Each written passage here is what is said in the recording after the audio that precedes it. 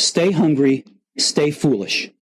Thank you, as always, to our sponsor, Zai, boldly transforming the future of financial services with a suite of embedded products and services, enabling businesses to manage multiple payment workflows and move funds with ease. You can check out Zai at hellozai.com. Welcome back for part 2 of Dopamine Nation. We're again joined by Dr. Anna Lembke. Anna, welcome back. Thank you for having me. It is so great to have you back. I really enjoyed part 1, and we're going to launch into what's actually going on inside the brain here as well. And I was telling you my little practice of wearing a pin. I was so happy to have a dopamine pin, so the symbol is here as well. So maybe we'll open up this one about explain what dopamine is, and then I loved your baseball pitcher model. Yeah. So dopamine is a chemical that we make in our brain. It's a neurotransmitter. So neurotransmitters are the chemicals that bridge the gap between neurons. So neurons are these large spindly cells in our brain that create the electrical circuits that make our thoughts and emotions. But neurons actually don't touch end to end. There's a little gap between them called the synapse. And neurotransmitters like dopamine are the molecules that bridge that gap. And you might think of that like the presynaptic neuron, you might think of as a pitcher who throws the ball, which is dopamine, that binds to the postsynaptic neuron, which is like the catcher with the catcher's mitt. And that catcher's mitt is the receptor specifically designed to catch certain neurotransmitters and not others. So that's essentially, how neurotransmitters work. Other neurotransmitters are things like serotonin, norepinephrine. But again, they're these molecules that allow for fine-tuned control of these electrical circuits. Dopamine is the most important neurotransmitter for the experience of pleasure, reward, and motivation. It's not the only neurotransmitter involved in that process, but it is the final common pathway for all reinforcing drugs and behaviors. Dopamine is also very important to movement. So, for example, Parkinson's disease is characterized by a depletion of dopamine in a different part of the brain called the substantia nigra. And it's no accident that the same neurotransmitter that's involved in movement is also involved in pleasure, reward, and motivation, because most living organisms have to locomote to their food source in order to get the pleasure of that food. So, for example, even the most primitive nematode will locomote in response to food in its environment, and it does that by releasing dopamine. The problem is that today we don't have to get up off. We don't even have to get up off the couch. We swipe right or swipe left and or scroll down, click a button, and we get what we need. And so that does complicate the signals to our brain and complicate our relationship with our own dopamine.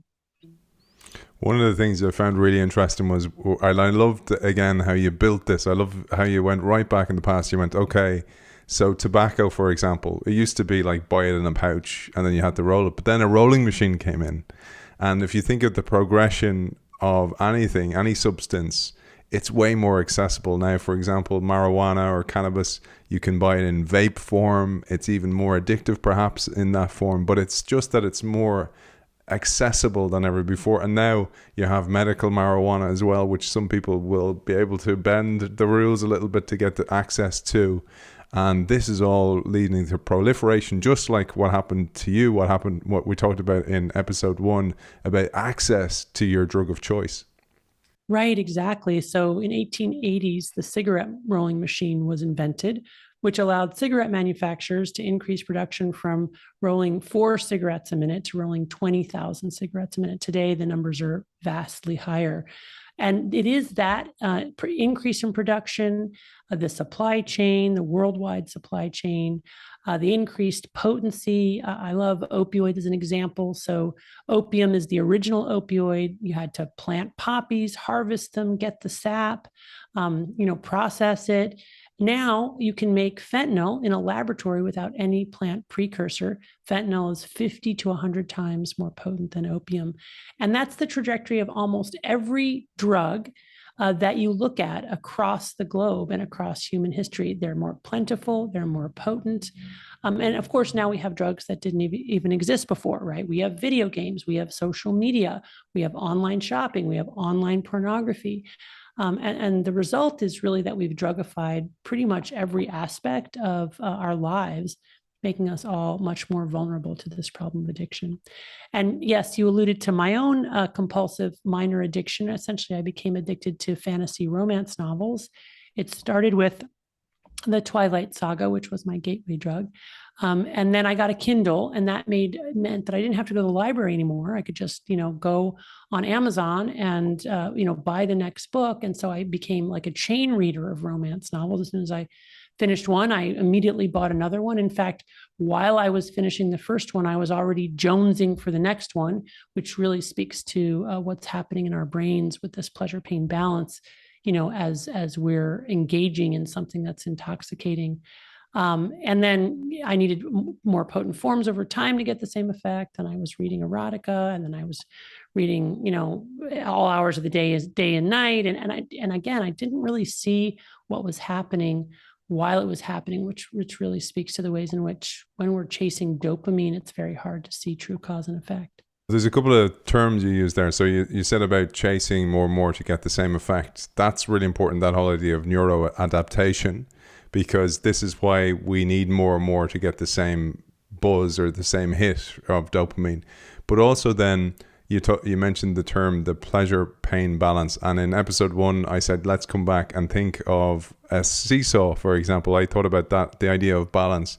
And I loved your illustrations in the book as well. So we have the pleasure aspect, but then we have the pain gremlins as well. And the pain gremlins over time get larger and larger the more we use whatever our drug of choice is. I'd love you to unpack this. This is great imagery, and it really helped understand it for me, for somebody who's not a neuroscientist, but is really interested in the field.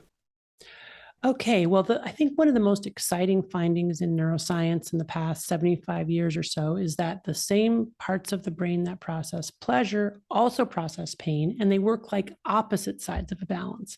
When we experience pleasure, it tips one way. When we experience pain, it tips the other. And there are 3 rules governing this balance. And the first rule is that the balance wants to remain level, or what neuroscientists call homeostasis, such that with any deviation from the neutral position, our brains will work very hard to get back to that neutral or balanced position. So, for example, when we ingest an intoxicant, we get a release of dopamine, our balance tilts to the side of pleasure. But no sooner has that happened than it wants to restore a level balance. And the way that it does that, and this is really the key, first it tips an equal and opposite amount to the side of pain before going back to the level position.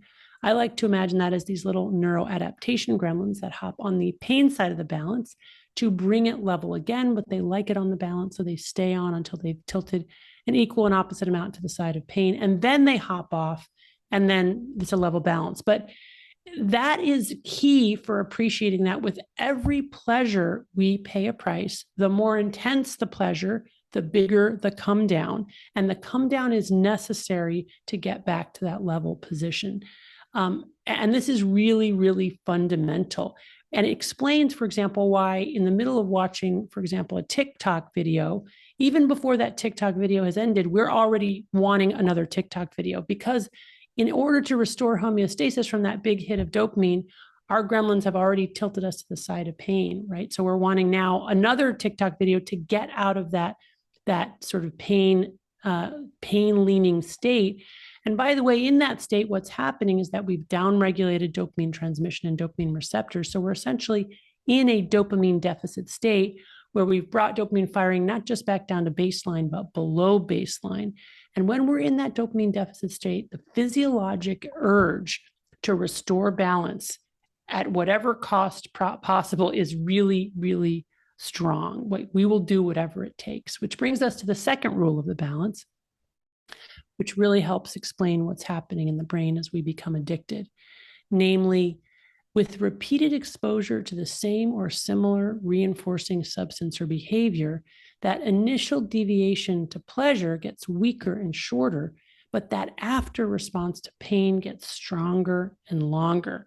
And eventually, we end up resetting our hedonic or our joy set point so that now we're permanently tilted to the side of pain. In other words, now we've accumulated enough neuroadaptation gremlins to fill this whole room. They've got their tents and barbecues in tow. They're not going anywhere, right? So, and once we get into that state, we are in addicted brain.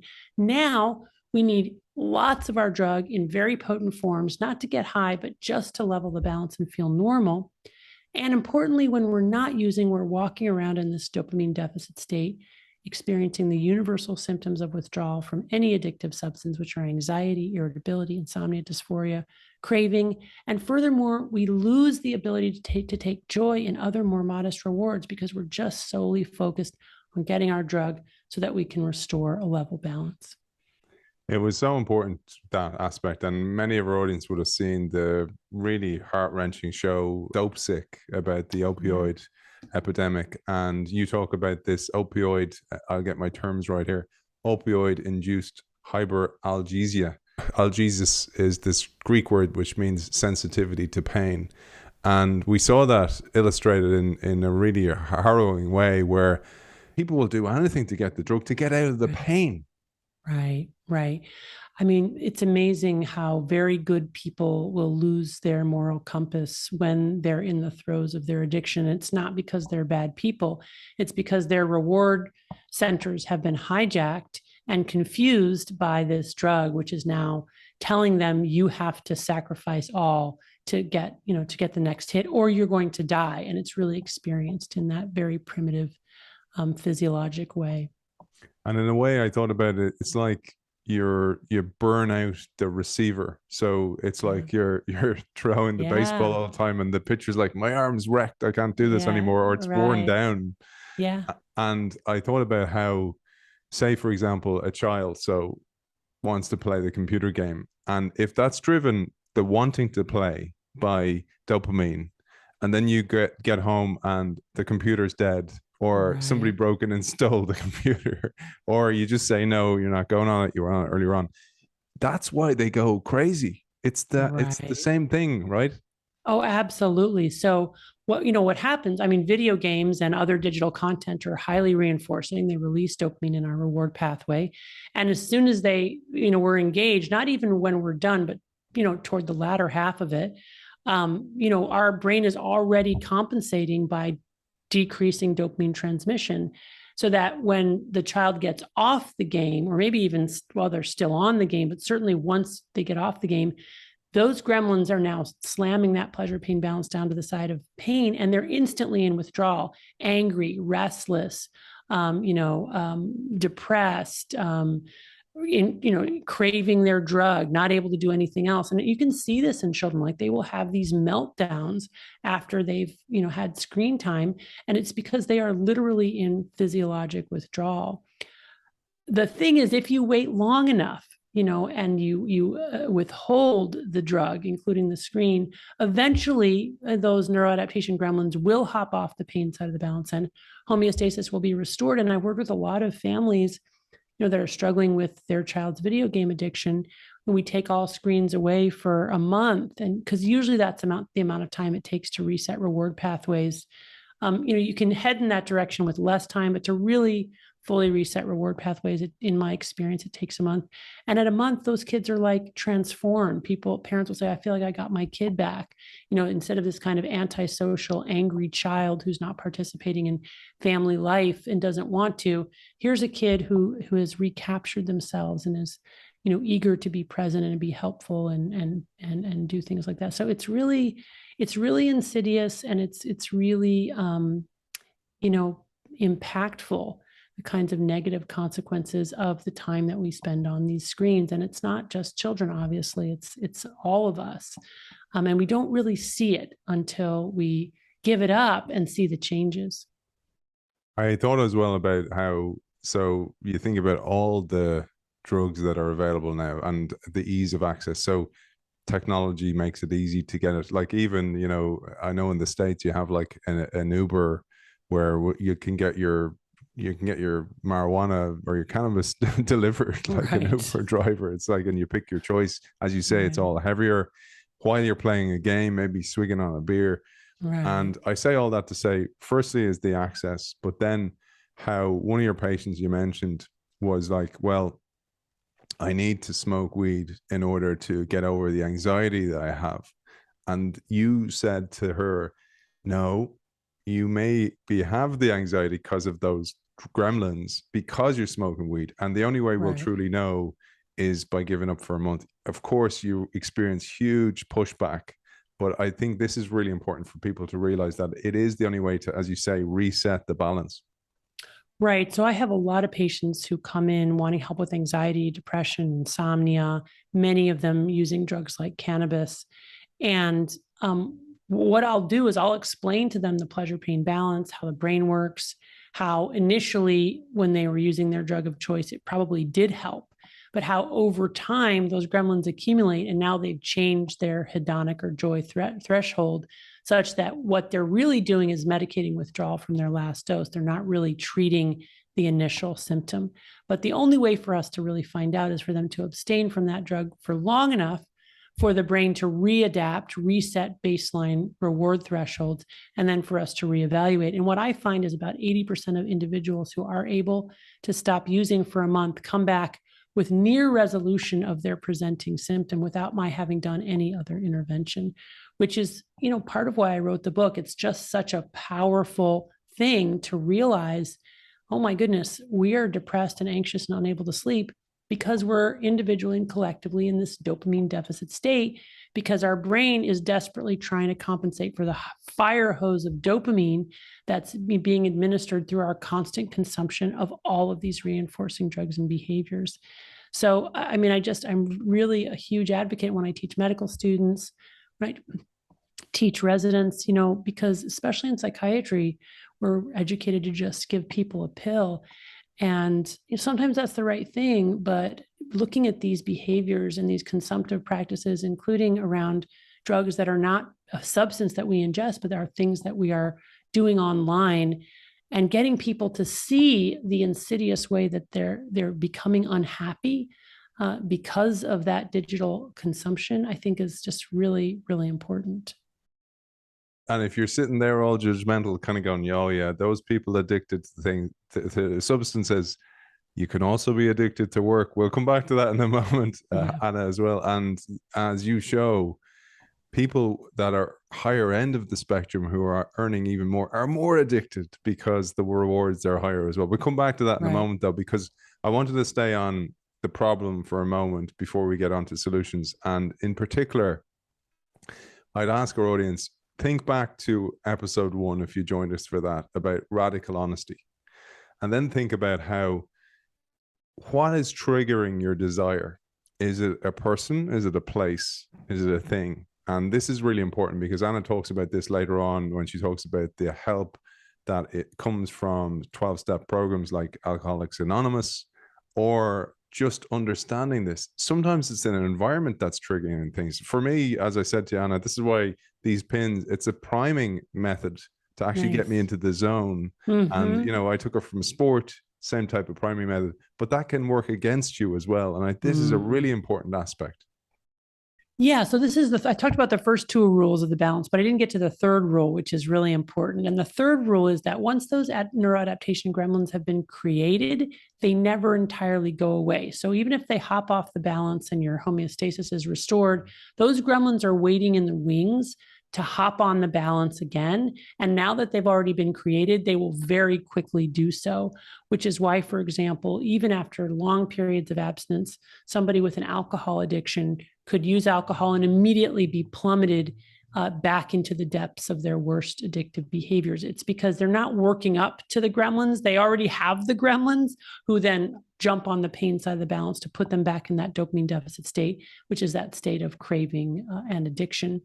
But the other thing is that the gremlins will also react to a reminder of our drug. So it doesn't even have to be the drug itself. It can be a person, place, or thing that reminds us of our drug. For example, driving by the bar where we used to drink, or seeing an ad with a beautiful woman, which triggers us to want to then use pornography, right? And ads with beautiful women are everywhere. So very hard not to be triggered in this day and age. Really fascinating work in rodents showing that if you train a mouse to know that when it sees a light, it can go to a lever, press the lever, and get cocaine. And if you put a probe in that rat's brain or mouse's brain, rodent's brain, to measure dopamine levels, what you find is not only is there an increase in dopamine when cocaine has been delivered, which is what you would expect, but there's actually a little mini increase in dopamine when the rodent sees the light. So just being reminded of our drug or knowing that our drug is coming actually makes us a little bit high. But here's a really key piece of this. What the researchers found is not only is there a slight increase in dopamine levels with the trigger or the reminder, but right after that slight increase in dopamine with the reminder, there's a mini dopamine deficit state. So dopamine levels go back down, but they go below baselines to create the craving. So in other words, let's say, I got addicted to romance novels. I see an ad for a romance novel. What'll happen to me is that I'll get a little spike in dopamine, followed by dopamine levels going below baseline. And now I'm craving getting that novel. And it's very hard for me on Amazon to not press the buy button, right? Because now I'm in that state and I'm also having euphoric recall. What's so hard about this is that even our own memories of use can trigger a little dopamine spike followed by dopamine craving. So that's the third rule of the balance. The first one is that this kind of opponent process, that the balance wants to stay level and achieves a level balance or homeostasis by first tilting an equal and opposite amount to the side of pain. The second rule is that with repeated exposure to the same or similar reinforcer, our initial response to pleasure gets weaker and shorter, but that after response to pain gets stronger and longer, and we essentially change our hedonic set point. And the third rule of the balance is that the balance remembers, and those gremlins, once created, never go away, such that we can actually get triggered to relapse just by thinking about our drug. I found that fascinating, those studies on the mice where it's like they level up to level 10 and then they give up for years, but they come back in at level 10 again. So to get the same hit, it's amazing. It just shows you how adaptive the brain is as well, which is the other side of it. Another drug of choice for many people, unfortunately, is gambling. And you talk about this. You said there's been some great research, some really good breakthroughs on pathological gambling.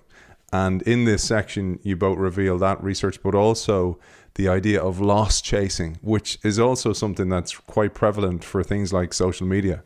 Yeah. So the interesting studies of gamblers looking at their brains and their response, their dopamine response compared to non-gamblers, both engaging in the gambling activity. And what the researchers found is that with winning, non-gamblers had a spike or an increase in dopamine, makes sense, right? And in gamblers, there was also an increase in dopamine with winning. But the difference was that when non-gamblers lost, they had no spike in dopamine. But when people who were addicted gamblers lost, they had a spike in dopamine even when they lost. And in fact, the biggest spike in dopamine for addicted gamblers was when the odds of winning and the odds of losing were equal, which is to say at the point of maximal uncertainty, that's when addicted gamblers get the most, dopamine or reinforcement, which speaks to this phenomenon of loss chasing. If you talk to addicted gamblers who are very far in their disease, what they'll describe is that, yes, on some surface level, the goal is to win, but really the goal is to be in that altered state of gambling. And once that becomes the place where you want to go, then really you want to lose, because if you lose, then you can justify having to stay in that state longer. You can tell yourself, okay, well, now I can't leave the game because I've got to win everything back. Whereas if you win, the narrative should be, well, now it's time for me to stop. But of course, an addicted gambler doesn't do that. I'm going to move on to solutions, Anna, because you do this so beautifully and with this great acronym that is dopamine itself, and I'll explain that in a second. I got a dopamine hit reading this little paragraph, and also now an expectation of about to read it as well. So I'm going to chase that high again by sharing with our audience, and it's a beautiful segue to your acronym of dopamine. With prolonged and repeated exposure to pleasurable stimuli, our capacity to tolerate pain decreases and our threshold for experiencing pleasure increases. By imprinting instant and permanent memory We are unable to forget the lessons of pleasure and pain, even when we want to. Hippocampi tattoos last a lifetime. I'm going to pronounce this wrong, but the phylogenetically uber ancient neurological machinery for processing pleasure and pain has remained largely intact throughout evolution and across species. It is perfectly adapted for a world of scarcity. Without pleasure, we wouldn't eat, drink, or reproduce. Without pain, we wouldn't protect ourselves from injury or death. By raising our neural set point with repeated pleasures, we become endless strivers, never satisfied with what we have, always looking for more.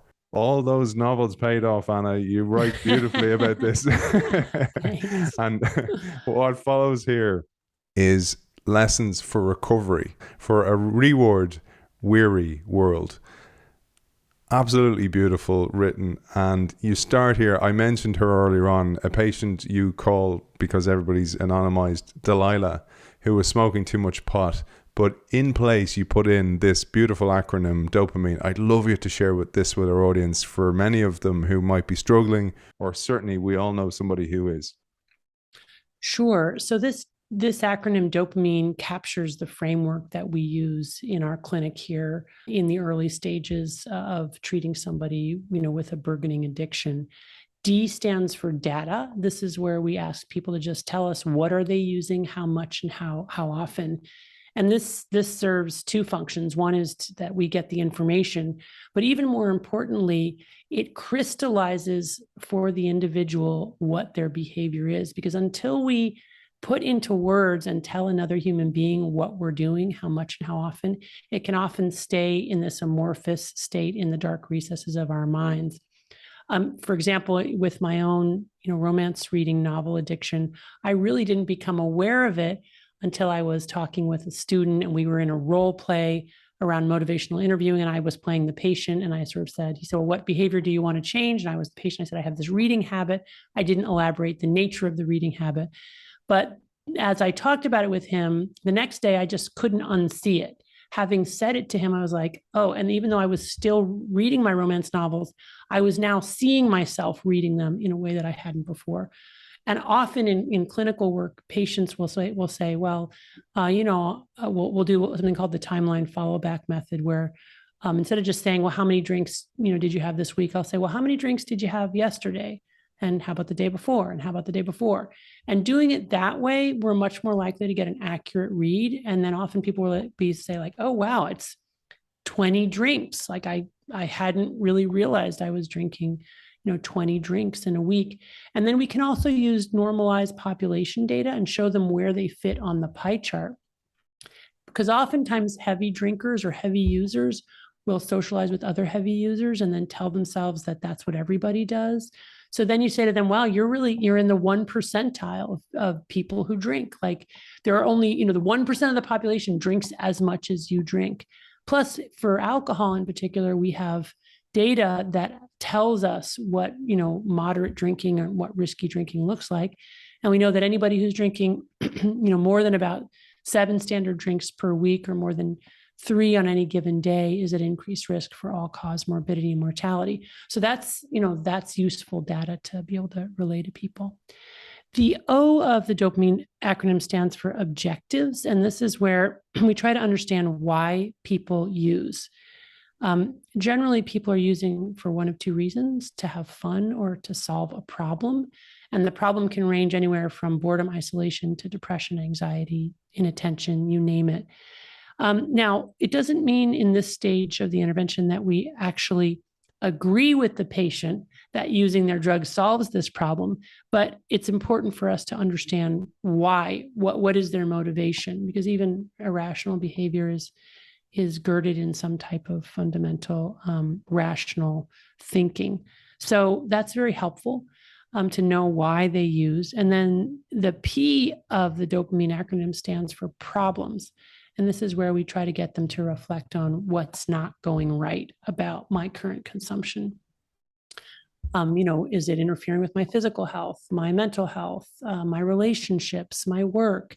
Sometimes with teenagers, the only thing that they'll identify is that their parents don't like it and they want them to stop. But that's an important, a problem, because any teenager who's willing to come in as a teenager who's got a strong enough relationship with their parents that they want their parents to, approve of their behavior.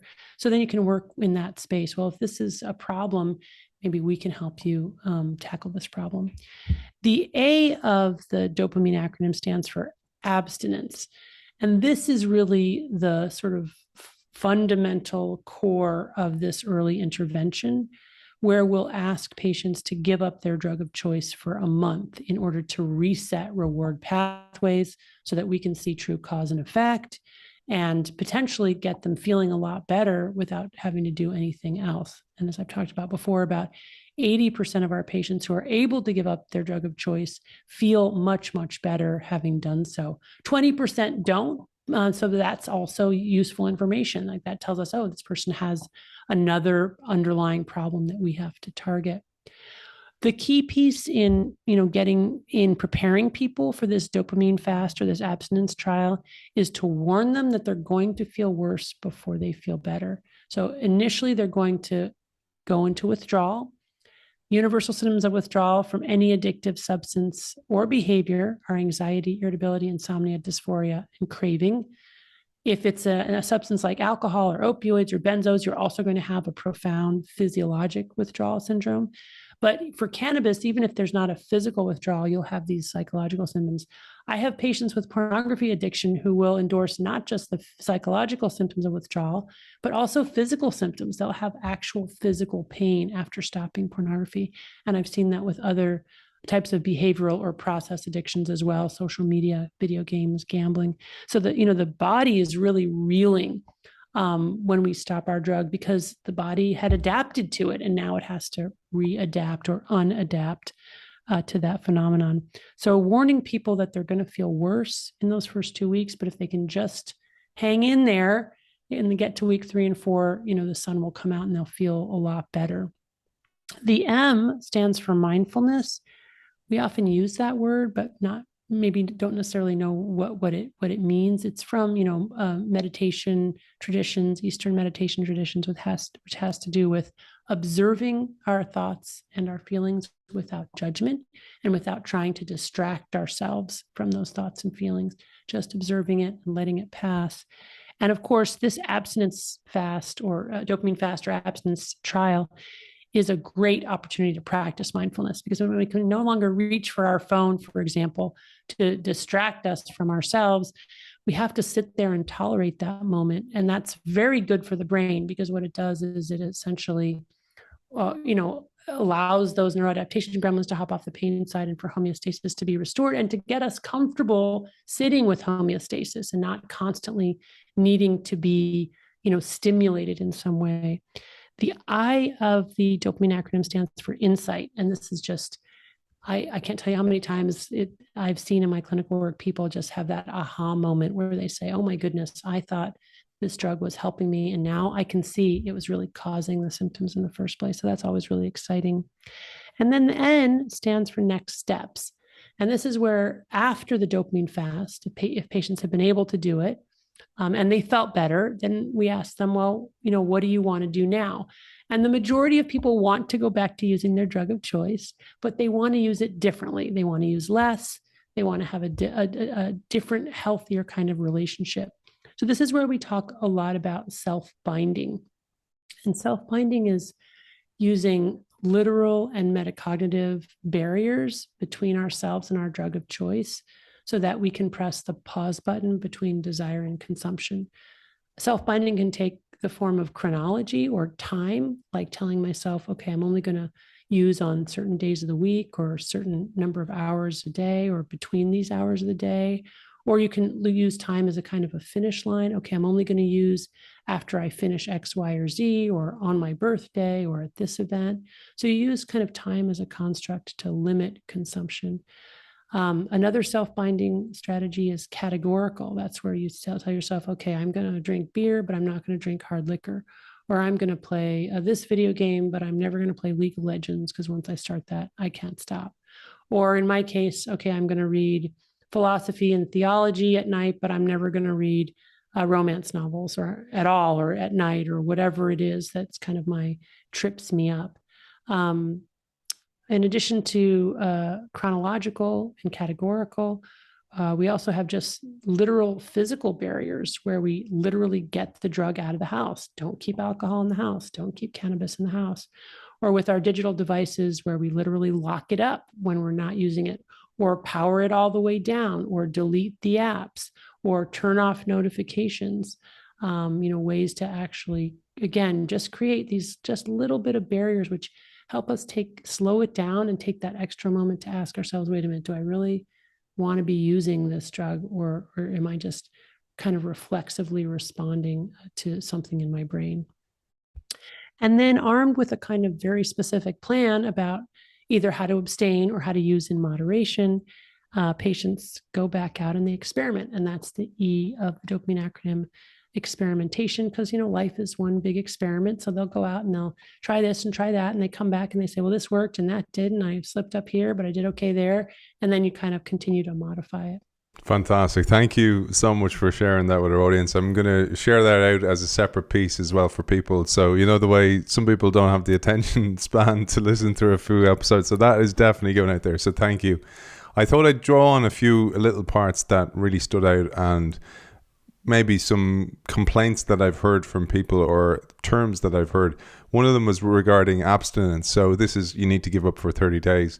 You mentioned then, because we've heard this meme that, the only way to give up a habit is take up a different habit. But sometimes your patients will kind of go, can I use something else? And as you say, that rarely works. Yeah. So this idea that you can replace one reward with another reward is a kind of a slippery slope, because first of all, if you replace your very potent reward with a less potent reward, you're not going to get a reward from it, because now you've already reset your pleasure pain threshold such that you need a more potent drug to feel anything at all. But even more importantly, let's say you find another reward that's potent enough to compensate for the reward you're giving up, then you're very much at risk for cross addiction, which is to say now you're potentially going to get addicted to this other reward. And we see cross addiction all the time. So for example, if you're trying to give up, trying to give up smoking and instead you're eating more, people who quit smoking have a tendency to gain a lot of weight in that process. And that doesn't make them happy either. So instead, what I recommend is actually doing something very counterintuitive. And instead of trying to replace your reward with something that's more rewarding or another reward, actually replace your reward with something that's painful or hard to do. And this is the whole science of hormesis. And if you go back to this pleasure-pain balance, those gremlins in and of themselves are not bad actors, right? They're just trying to do their job of neuroadaptation. And it's true that if we press on the pleasure side of the balance, they will come on the pain side of the balance. But if we intentionally and gently press on the pain side of the balance, for example, with exercise or ice cold water or many other types of behaviors, those gremlins will hop on the pleasure side of the balance and actually help us restore homeostasis faster and potentially even reset our hedonic set point to the side of pleasure. So that's why doing things that are hard is a really good way to deal with this month of abstinence, or even just to deal with life, right? Because what's happening is you're getting your dopamine indirectly by paying for it up front. I often think stress is overblown in the way that you need stress to get out of bed in the morning. You need stress to be able to meet a deadline. You need stress to be able to get something done. Optimal stress, yeah. And actually, in a world, as you say, that it has many, many challenges removed, we're introducing challenges by having the challenges removed. So if you can lean into the stress and be in charge of it and build that muscle, you actually have greater rewards in life as well. And I thought that was actually fascinating that, I can build, and I'm not going here self-flagellating, have a cold shower after the gym. Exercise itself is hormetic in the same way. Restricted calorie consumption, because we're made to live in scarcity. Those things are really important. And I'd love you to share the science of this as you do in the book. Yeah. So I think this is really important too for helping us understand how to live better in the modern world, which is a challenging world in all kinds of unexpected ways. You would think this world of incredible overabundance would be easy, but in fact, the abundance itself is the source of our misery in many instances. So what we have to do is build a world within a world where we insulate ourselves from too much pleasure. And we have to really embrace a new form of asceticism where we intentionally seek out things that are hard and painful. And what the science shows, for example, is that with exercise, essentially exercise is immediately toxic to cells. But what happens is after some period of exercise, our body starts to increase or upregulate dopamine production, along with other feel-good neurotransmitters and hormones like our endogenous opioids, our endogenous cannabinoids, serotonin, norepinephrine. And the dopamine levels and other feel-good neurotransmitters increase slowly over the course of the exercise, but the key is that they remain elevated for hours afterwards before going back down to baseline levels. So that's really exciting because we never have to pay for, our dopamine with that dopamine deficit state. Instead, we pay for it up front with our suffering and then get hours of sustained feel good. And that's, of course, the runner's high. Same thing with ice cold water. Dopamine levels slowly increase over the latter half of the ice cold water bath and then remain elevated for hours afterwards before going back down to baseline. People often ask, well, what are other things that I can do? There are so many other things, any kind of mind-body work, Tai Chi, yoga, martial arts, or really any kind of sustained, effortful cognitive or emotional practice, prayer, meditation, deep concentration. These are all things that with effort will generate an increased dopamine. And I just think it's a really much better way to get your dopamine. It's less vulnerable to the problem of tolerance, dependence, and withdrawal, and the escalating need for more potent forms. Having said that, it is possible to get addicted to pain. For example, we do see patients who are addicted to exercise. Broadly speaking, addiction, again, is the continued compulsive use of a substance or behavior despite harm to self and or others. And we see people who exercise to the point of injury, of rupturing their relationship, compromising their work function. So, that's not good either. And we can develop tolerance to exercise where we need more potent forms. Part of what's made, it possible to become more addicted or addicted at all to painful activities is the ways in which our world has drugified even healthy and adaptive behaviors. And for me, one of the best examples of this is actually the fascinating history of running wheels in rodents.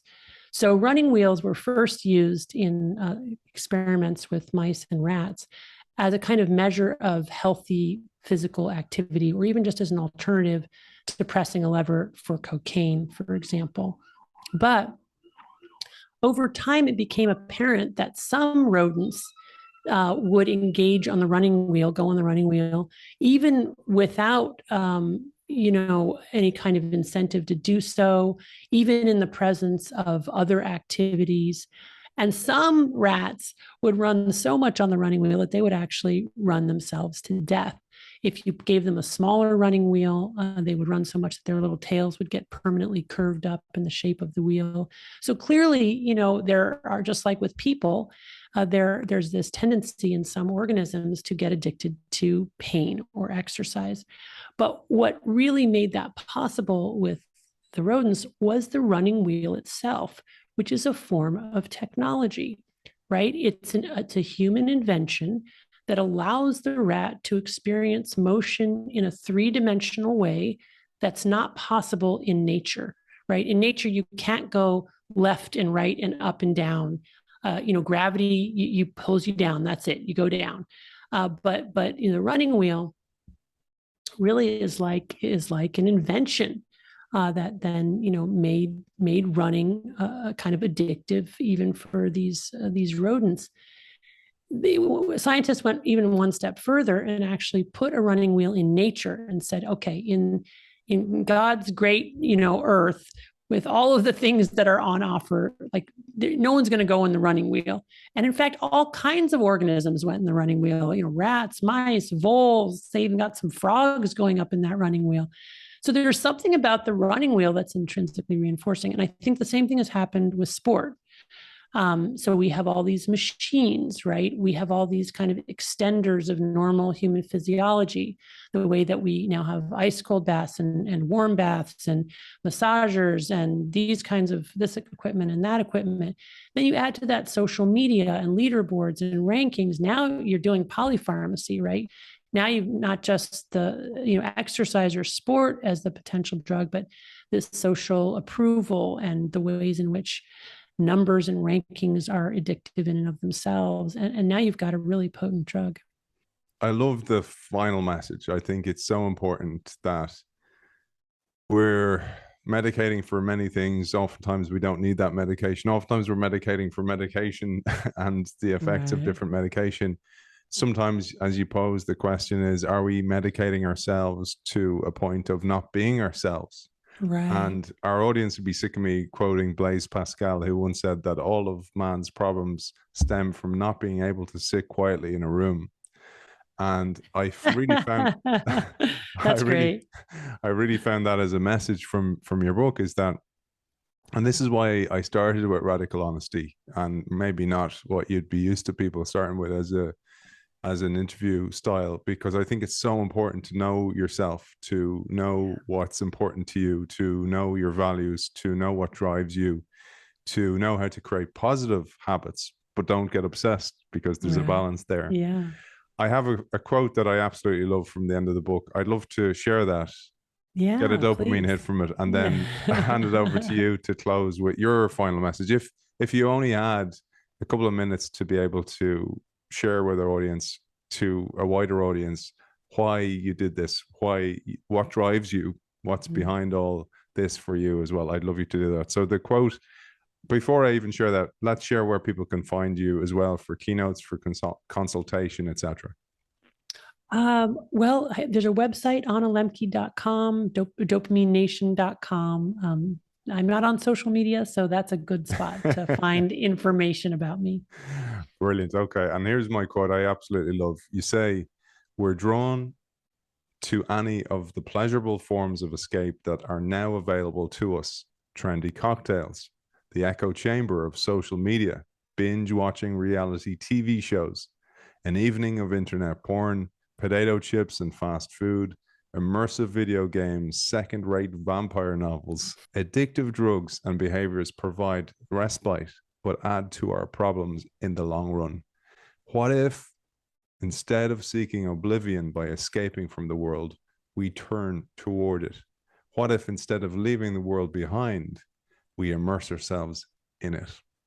I absolutely love that message. And that for me was what I really felt throughout the whole book, with your radical honesty, with your storytelling, with all the payoff of those readings of all those novels you did as well, are all infused in there with your amount of study that you've done, your patience, all has come together to create this beautiful book. And it has been an absolute pleasure talking to you, Anna. What about you? What's your final message for our audience?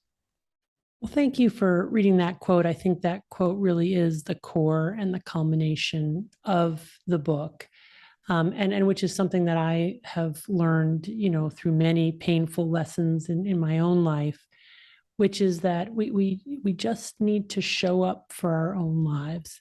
And it is our tendency, for many different reasons, to want to escape ourselves and escape our lives. But if we stop running and we turn and we face whatever it is that we're running from, and we just let ourselves be who we really are, look around us and see what work we have been given, how we can contribute in the moment, not looking over the fence to see what somebody else is doing, saying, okay, well, what can I do? And then really being present, in the lives that we've been given. I think that can mitigate a lot of our unhappiness. Beautiful. And it talks to the very spirit of the show. Author of Dopamine Nation, Finding Balance in the Age of Indulgence, Dr. Anna Lembke, thank you for joining us. Oh, you're very welcome. Thank you. It was my pleasure. Yeah, thank you. Dopamine going crazy everywhere. As always, this show is sponsored by Zai, boldly transforming the future of financial services with a suite of embedded products and services, enabling businesses to manage multiple payment workflows and move funds with ease. Check out Zai at hellozai.com. We'll see you very soon.